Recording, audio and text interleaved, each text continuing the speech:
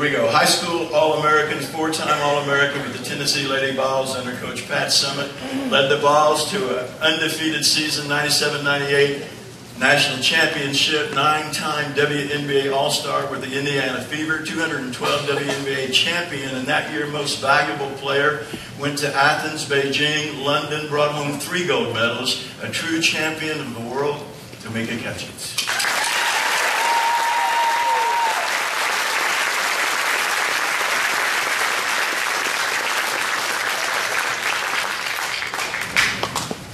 Tamika. Tamika. We have a video of my dad saying my name. Tamika. Tamika. And I'm sitting in a sandbox with my back to him, building a sandcastle. 3 years old. That's when my parents figured out that I had a hearing problem. Because while he was saying, Tamika, Tamika, I had no idea that he was talking to me. I was born with a hearing problem. I had to wear hearing aids, still wear hearing aids. Speech problem, glasses, I wear contacts, thank God for those. But all my life, as a young child, all I wanted to do was fit in. I got made fun of for my hearing problem. I got made fun of for my hearing aids. I got made fun of for my speech problem. Eventually I got made fun of for my glasses. And I got made fun of for having to leave class to go to speech therapy. I don't know how many of you guys watched the documentary the other day with Kobe and I, but he talked about us living in Italy. People ask all the time, where are you from? I don't know where I'm from. My father played in the NBA, and we traveled around a lot. I was born in Jersey. Then he played for the New Jersey Nets. Then he got traded to Milwaukee. We moved to Milwaukee. Then he actually got traded to the Clippers, but we stayed in Milwaukee for a year while he played in LA and went back and forth. Then when he got done, we moved over to Italy for 1 year. Then we moved down to Abilene. We moved back to America and moved to Abilene, Texas for 1 year. Then we moved up to Deerfield, Illinois for 3 years. Then we moved to another side for 3 or 4 more years. During that time, my mom and dad got divorced. My mom and I moved down to Texas. Then I went to the University of Tennessee, and here I am now.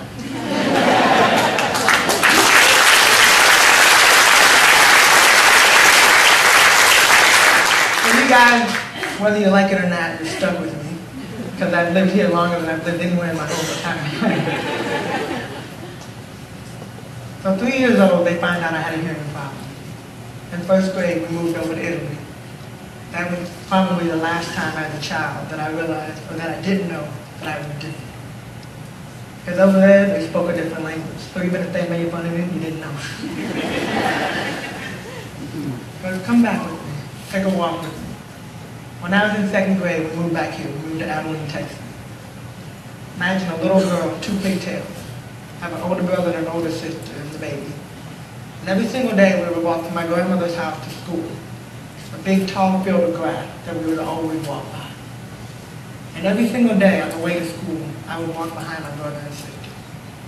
And the same thing on my way back home. But every single day, when I got to school, it was the worst day ever. I got made fun of for the way I talk, for the way I look, for my hearing aid, for being different. Every single day. And every day, as we were walking home, with my brother and my sister in front, coming back, I had tears coming down my face. And I stomped through the front door and I said, Mom, please, please don't make me go back. Please. I wash dishes. I'll comb my hair. Please don't make me go back. And every day my mom would wipe my tears away. And she'd say, baby, you have to go back. You have to go back. We had a routine.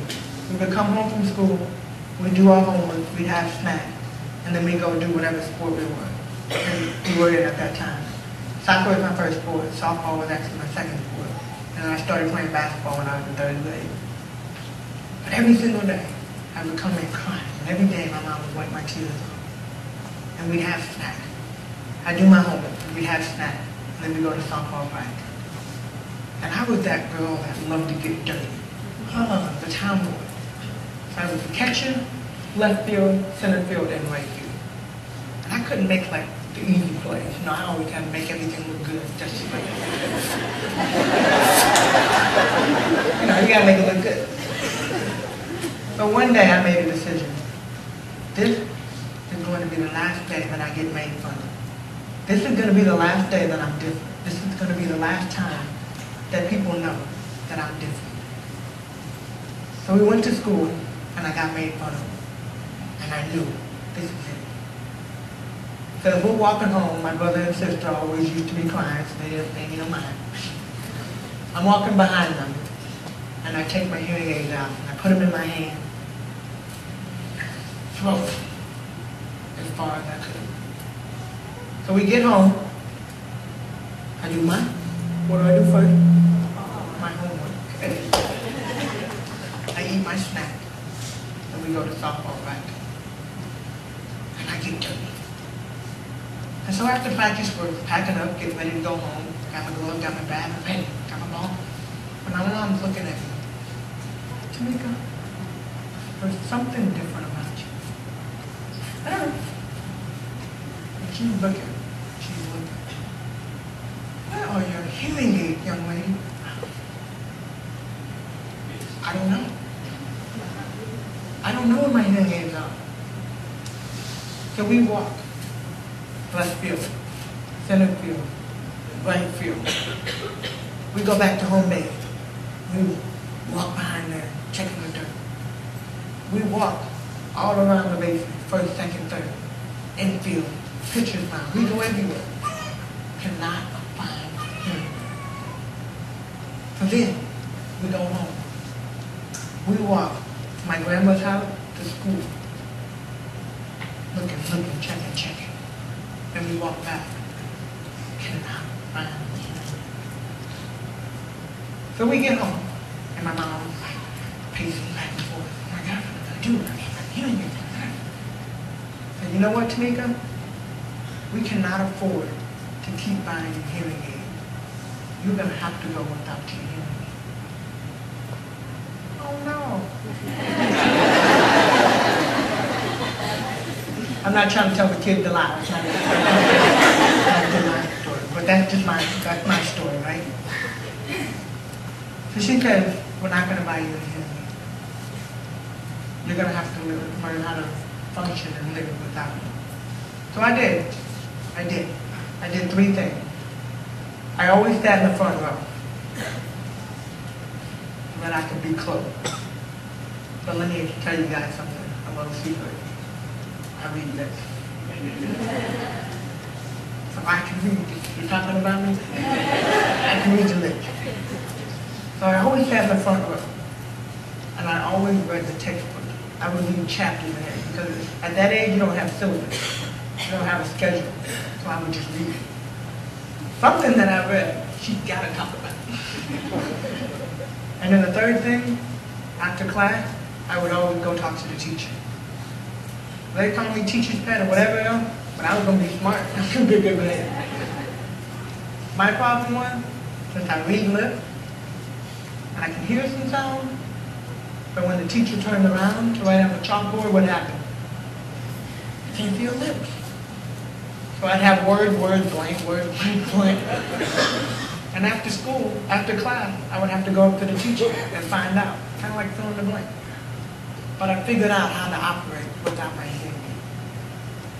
The 3 things that I think are really important, that I know are really important to me, are God, my faith, and my family.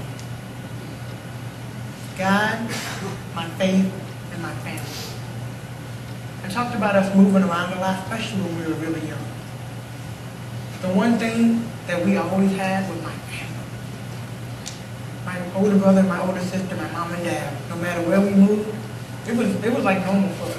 Almost like, you know, when you go on a trip and you have a suitcase packed, and you don't unpack when you get to the hotel because you know you're about to go somewhere, you gotta go back home. So it's almost like living out of a suitcase because we always knew we were moving around. But the one thing we had was our family. We had our faith, and we had God. I'm definitely a kid of king kid. I remember every single day, it felt like every single day, going to church every single day. And when we were young, we would have like 2 rows and just be kids. We'd be passing notes and all of that. But it didn't matter that we were passing notes. What mattered was that we were in church, that we were in the house.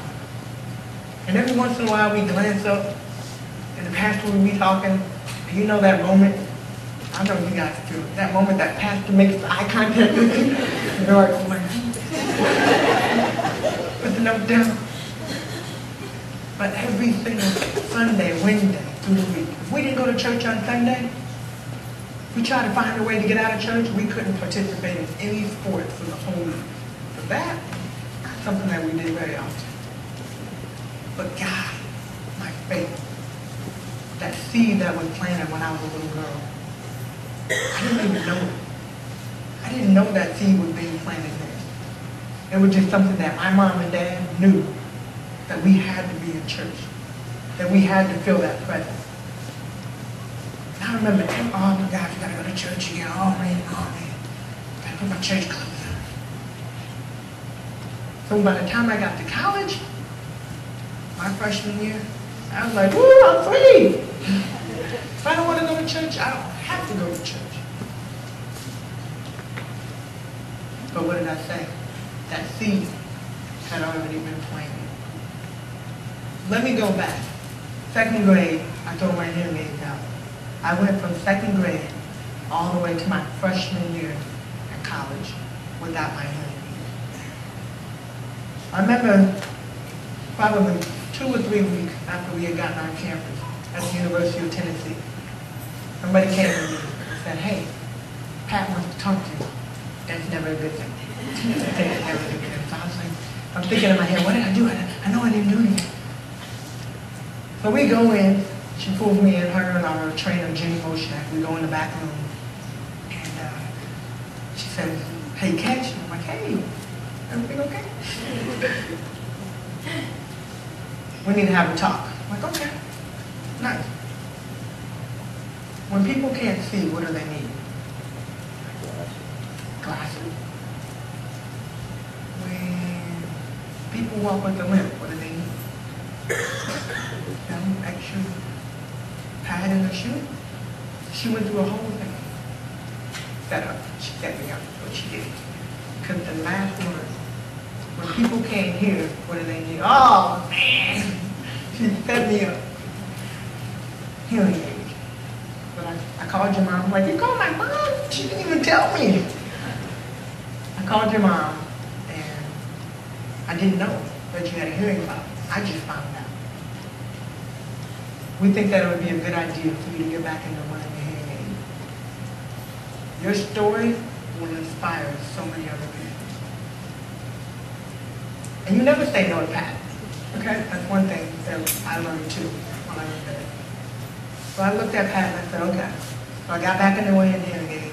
I started back going to speech therapy. But you know what's crazy?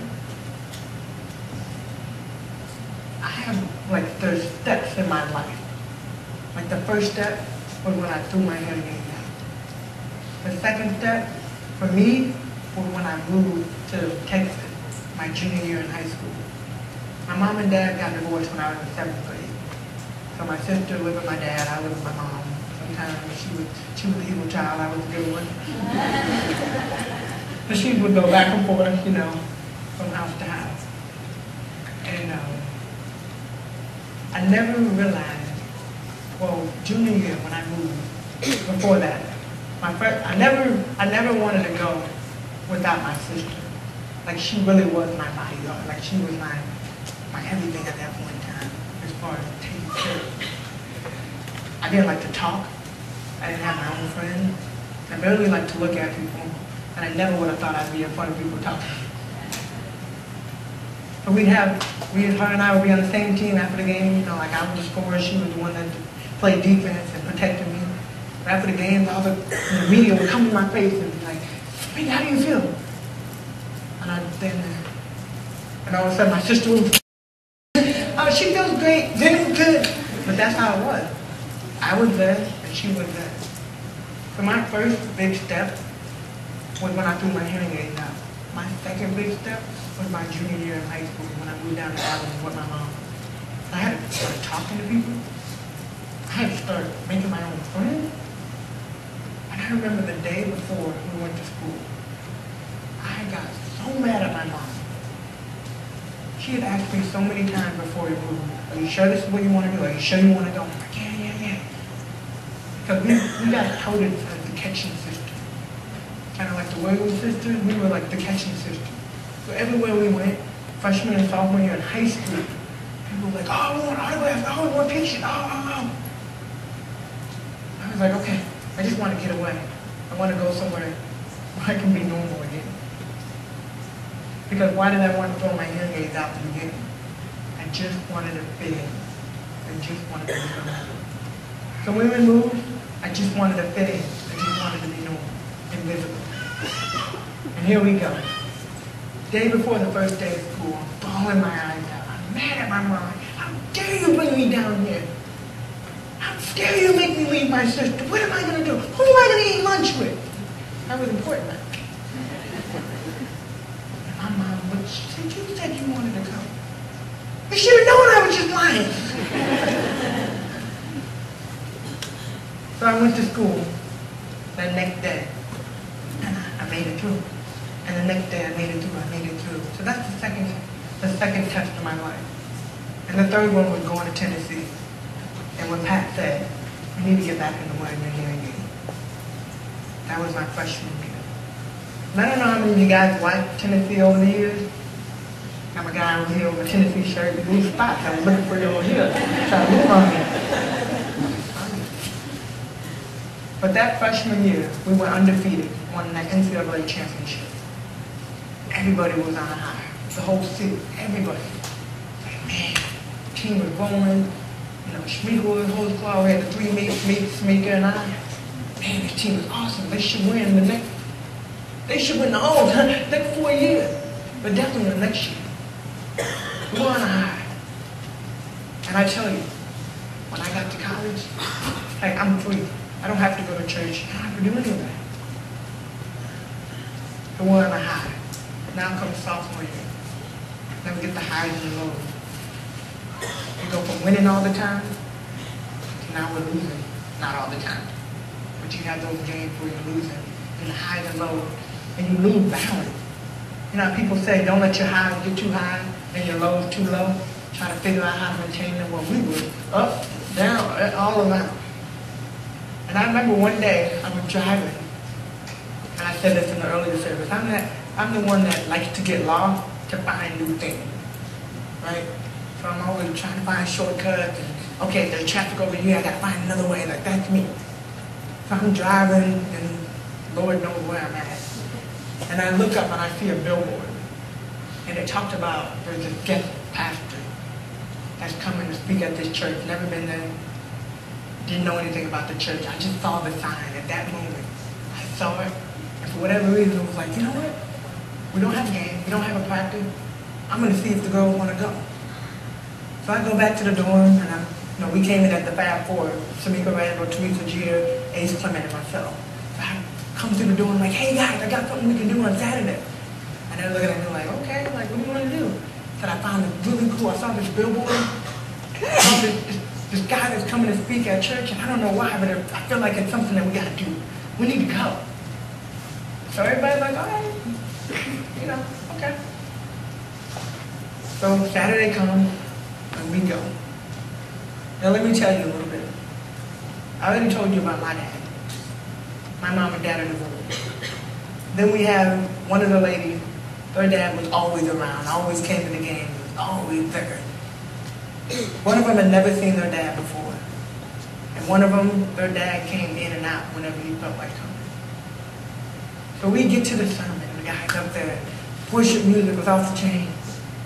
He comes up, he's got that presence about him. And he started talking, and he said, my topic is who's your dad? We came for this. They're looking at me, I'm looking at them. It's gotta be good. Who's your dad? So when he started talking, and he started talking about the importance of there only being one guy, and he's our dad, and he's our Heavenly Father, and no matter what, you always have a father. No matter where your dad is on earth, the number one dad you have is up there. And I was like, oh, that's crazy. I had that seed in me. For whatever reason, I responded to that sign. Now we're here, and he's talking about who's your daddy. Well, after the service, we all went up to the front, all four of us, and recommitted our life to Christ. He's talking about a role moment. We're going to recommit our life to Christ. We're going to get back into going to church. We're going to do this. But isn't it funny, like when you're in that moment, even when the worship singer is singing, when the group is singing, like you're in that moment, right? But then when you leave church, your mind goes somewhere else, and it's so easy to get caught up in life and everything else, right? So that's what happened. We left. We gave our life to Christ. We recommitted ourselves, and then we left. And we went back to the team, went back to basketball, went back to everything that we had waiting for us. And we got right back into what we were doing before. I was lucky, because one day, I'm on my way to get something to eat, and I see one of our guys crunching across the street. And I go, I'm like, hey, you know, it was cute, I'm not gonna lie, it was cute. I'm like, hey, where you going? He's like, oh, you know, I'm trying to get to FCA. I'm like, FCA? What's that? He's like, oh, you should come. I'm like, okay, I'll check it out. I don't know if I'll come back, but I'll come, you know, hang out with you for a little bit. So we go to FCA, Fellowship of Christian Athletes. And when I tell you there were athletes from all different sports, proud to represent God, and proud to share their testimony and their story, like that inspired me. That inspired me. It inspired me to be different. It inspired me to accept who I was and where I was in my life at that point in time. So I started going to FCA with him, and you know, we would go and listen to people share their testimony, share our own testimony. That's junior or sophomore year. So now let's fast forward to senior year. My goal when I was in 7th grade. How many 7th graders do we have here? Any 7th graders? Raise your hand. None? Oh, yeah, okay. A few, we got a few. I was in 7th grade when I made my first goal. My goal, I was going to be in the NBA. I was going to be a professional basketball player following my dad's footsteps. I was going to play in the NBA. So that was 7th grade. My freshman year in college, an even better league was born. The WNBA. So now, I want to play in the WNBA. Freshman year, sophomore year, junior year, senior year, Martin Luther Jr. King Day, Martin Luther King Jr. Day. Playing against Mississippi State. About 3 minutes, 36 seconds-ish. Got the ball right hand. There's the court right there, right? I'm on the right side. I do an in and out. Get by my defender. Come down. Get right underneath the basket. Jump stop. Fall down. I'm out. Gym quiet. Everybody's trying to figure out what's going on. So our trainer, Jenny Moshak, picks me up, takes me to the back. I'm like, Jenny, I'm fine. Just take my, just hyperextend it. Just take my knee up. I'm fine. I'm fine. No. She checked it. The doctor came in. He told her ACL. Senior year. Senior year. Last game that I'll ever play as a collegiate athlete. What am I going to do? And I remember in that moment, I'm like, I'm frustrated and I'm mad. Like, why me? After the game, all my teammates came in, everybody crying, giving me hugs, I'm crying. And then they walk out because Pat comes and talks after that. And in that moment, it's the weirdest thing, but I felt like a peace come over me. And I felt like it's going to be okay. It's going to be okay. And it flashed to all my teammates, my mind, it flashed to all my teammates and all of the things that they had going on in their own lives. And then I was the last one that my mind flashed me through. If it was going to be one person on this team that would be able to handle this at this point in time, it's me. My faith. My faith carried me through. My family, my faith, my God. Everybody thinks my sister and I are twins, but we're not. She's actually 21 months older than me. She was playing in Sweden at the same time as the game, literally the same time. She said as soon as I got hurt, she felt something all the way in Sweden. And literally, right after the game, ran to her phone and had all these emails from people. How's your sister? What's going on? 3 days later, she was in Knoxville, Tennessee. And she's been with me ever since. Ever since then, she's been with me. She lives in Knoxville. We moved up here, and she's still here with me. Because that's how family is. That's what family does. Now I get to the WNBA. I get drafted, thank God. Because in my mind, I'm like, who goes to the store? If you need something fixed, which at that time, everybody's looking at the fever like they need fixed, they need to be fixed. You don't get a broken item. You get something brand new, right? You need a new refrigerator, you're gonna go get a refrigerator that doesn't work. You sure? You might be able to, okay. But that's what I thought. Who's gonna want something that's broken? Who's gonna want me? God always had a plan. And it's crazy. That even when I couldn't see it, we always talk about, you gotta have the faith, you gotta have the faith. Faith is believing in the things that are unseen, right? Well, in that moment, I didn't know what he was doing. I was like, oh my God, God, please, please. So I got here, and I'm here. You go to 2009, get to game 5, Indiana Fever, get to game 5, we end up losing. The journey from 2001, since I've been here, to where I'm at today. I talk about 2009 because it sets you up for 2012. 2012, y'all know what happened? What happened? Championship. Check. One person knows what happened? What happened in 2012? Championship. There we go. So in 2012, we won the championship. And I talked about the Midianites and their army and how they had all these people. And God kept making it smaller and smaller and smaller.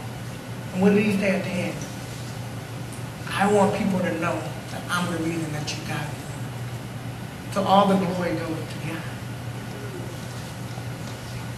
2012, we start the season off. I started inviting people to church. By the time we got to the end, half of the team was going to church. That's awesome. The last time, the last game, we get to, let's go to the playoff. First round, we win. Second round, up against Connecticut Sun, right? Who goes down? How many of y'all watch TV? Who goes down? Oh, I thought you had a hand up. Katie Douglas. Katie Douglas goes down against the Connecticut Sun.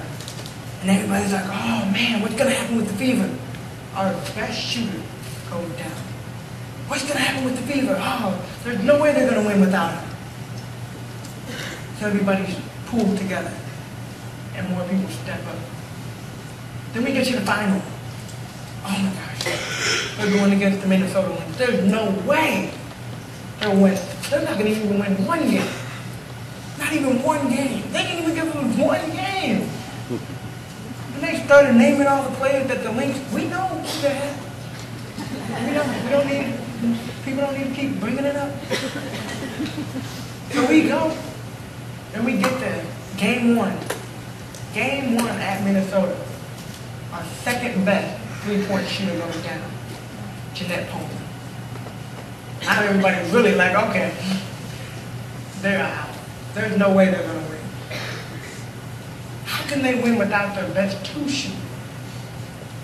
So now, we go out there, we win game 1. And everybody's like, oh, it's a fluke. Minnesota will win the next 3, it'll be over. So we get to game 2, Minnesota wins. We come back to Naptown. You know what happens in Naptown? We come back, game 3.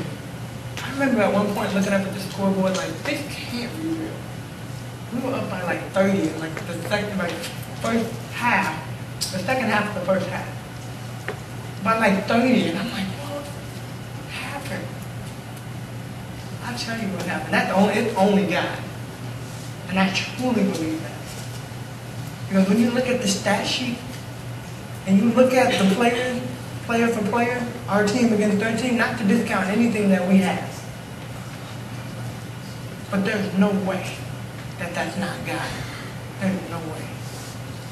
Before the last game, before we went out, one thing, I don't know if you guys know about the WNBA, but as soon as our season is over, everybody leaves. Like people go overseas, people go home, people are just gone. Like we're there. I might see my teammates maybe for a day after the game, and then everybody's gone. And they don't come back until a few days before we start camp. So before the last game, I was sitting there and I knew before that I wanted to give my teammates something. So we all got in the locker room and I'm like, hey guys, I called a meeting, I'm like, hey, I'm not trying to push God on you guys, but I want to give you something that means a lot to me. And I want each of you to have this while you go overseas. I had gotten Bibles for every single one of them engraved with their names. Every single one. And I gave them right before the last game, right after she went out. As soon as I left, and as I'm walking out, one of my teammates comes behind me and she's like, hey, Kate. I'm like, hey. She said, I just want you to know, I want to say thank you, but I also want you to know, I've never touched the Bible, let alone have had a Bible. This is the first Bible I've ever had in my life. And thank you for not just giving it to her, but my name is on it. And she was so excited. But at that moment, I knew we were going to win. I knew it. My faith, my family, my God. With those 3 things, anything is possible. I know we have a lot of young kids out here. And when I tell you the importance of your family and your faith and knowing who God is for yourself, I was in those chairs one day, once upon a time. I was there. I was there trying to figure out, who am I?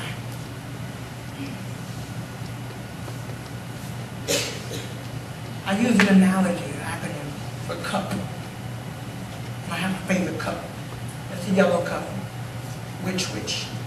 Sandwich plate, the big yellow cup. That's my favorite cup. My boyfriend knows, don't drink out of my cup. Get your own cup. That's my favorite cup. I don't know what it is about that cup, but that's my favorite cup. Young kids, everybody, cup. I am connected. I am unique. And I am powerful. I'm connected to God. I'm connected to my family. I'm connected. For me, not only am I connected to my God and my family and basketball, but even through my foundation and all the kids that I touch, I'm connected to them. Because my goal and my dream, I had a lot of people help me get to where I'm at. And I want to help each one of you get to where you're at. I'm unique. I just wanted to fit in. I just wanted to be normal. But now, I love who I am. And I love being different. And I love that I wear hearing aids. And I love that I have a little bit of a lip. And sometimes I stutter. Sometimes I stumble over my words. I love it. I love it. Because it's me. And I don't want to be you. I want to be me. So be unique. Be yourself. Be different. Be yourself. Be unique. And then powerful. I like to be strong.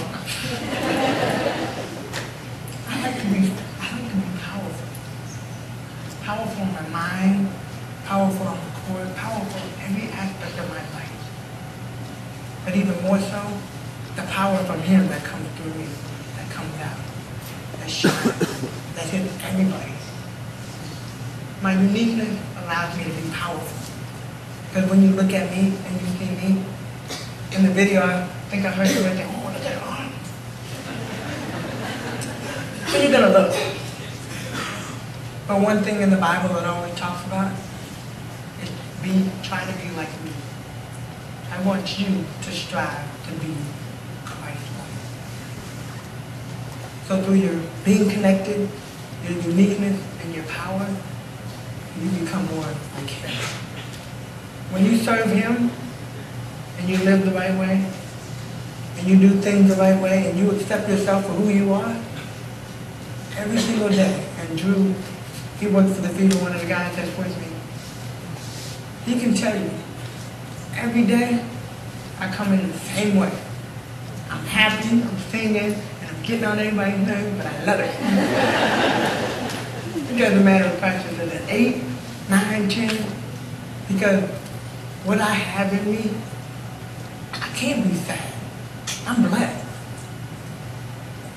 How many of you guys like gym class growing up? How many like gym class? Put your hands up. All right, hands down. How many of you would love to get paid to go to gym class? So you see it. You see it. Faith, family, God. Be a couple. Be connected. Be unique. Be powerful. Never give up, guys. Never give up. I never thought I'd be here, but now that I'm here, I want to use everything that I have. Well,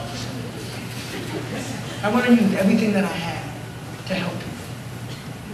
And one day, one of you guys that's out here, one of my little kids, one of my little kids out here, y'all are going to be up here one day. And you're going to be speaking to a lot of people. And you're going to be sharing your testimony. And you're going to be telling people about all the things and all the steps that you had to take to get to where you're at. And look around you. Look around you. Look around. Kids, look around. You see your parents and you see all the people here in church that want to help you? Let them help you. But you have to listen too. Remember this. Before I get off the stage,